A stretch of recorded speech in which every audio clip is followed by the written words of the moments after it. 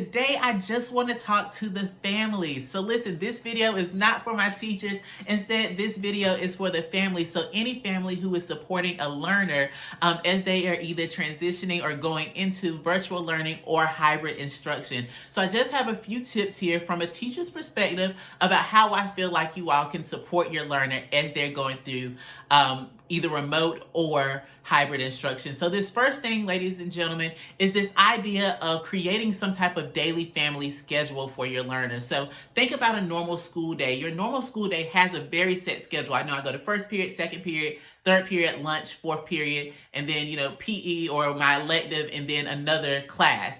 They know the general structure. So that's not to say that, once I go to class every day, everything is going to be the exact same. But I do know I'm going to this class, and then I'm going to go to this class, and then I'm going to go to this class. So having a similar structure inside of the home while your learner is home will help provide some structure and some sense of security for your learner as they're still trying to grasp this idea of remote learning. My second tip, ladies and gentlemen, is to take advantage of your teacher's office hours. So many teachers have these office hours, and they're very similar to what a professor would have as office hours. So teachers have set hours now where you can come and meet with them virtually to either review concepts, to go over any concerns you might have, to talk about anything or any issues that may have came from, a lesson or anything like that. So take advantage of those teachers' office hours because they're there for the students and for you all.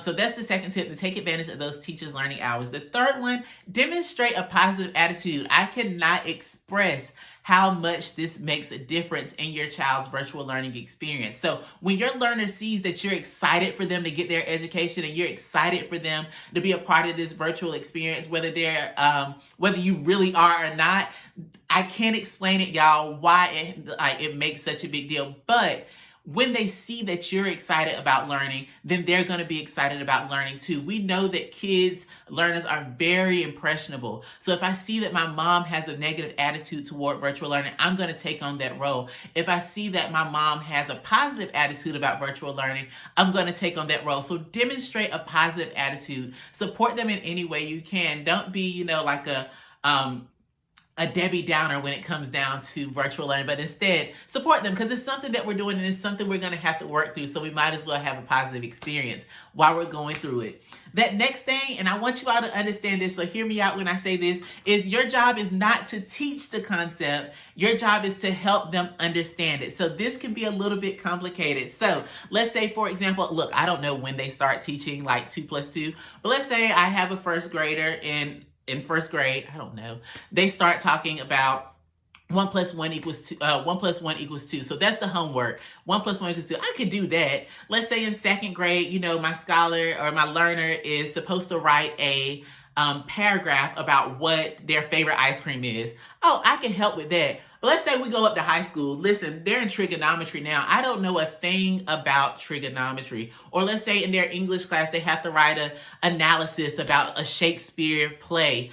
Listen, certain things you have to be in the classroom in order to actually understand, or you have to be some type of specialist or expert in that area to understand. So in this case, help where you can, but feel free to pull on that teacher for support when you feel like you need to. Because the job here, or the thing is, we don't want you all to get overwhelmed as you're supporting your scholar, but instead encourage your scholar to go back to tip number 2, which is to take advantage of those teachers' office hours. So remember, your job isn't necessarily to teach, because that's our job. Our job is to teach. Your job is to help them understand just in case we missed it a little bit. And then we can further clarify after you all do it and we go back and they come to class the next day and we're like, oh, hey, Mr. Hunter, this is what I had an issue with. And it's like, oh, okay, I can address that issue. So your job is just kind of support them as they're trying to understand it, not necessarily to teach them what they should be learning. And then last but not least, I would encourage you all to tap into your community resources. So a lot of community-based organizations have started to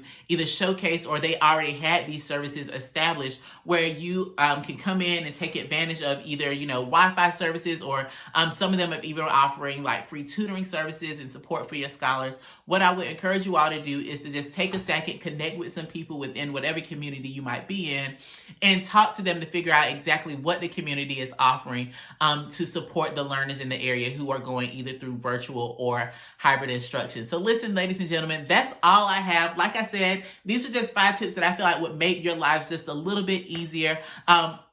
Please don't forget to like, comment, subscribe. If there's any tips that you've experienced that you think would make, that could help somebody else out, listen, comment those below. Let's help each other out because we're all in this together. We're all teaching the kids of the future. So thank you all so much for watching. That's all I have, and I'll see you all later. Bye.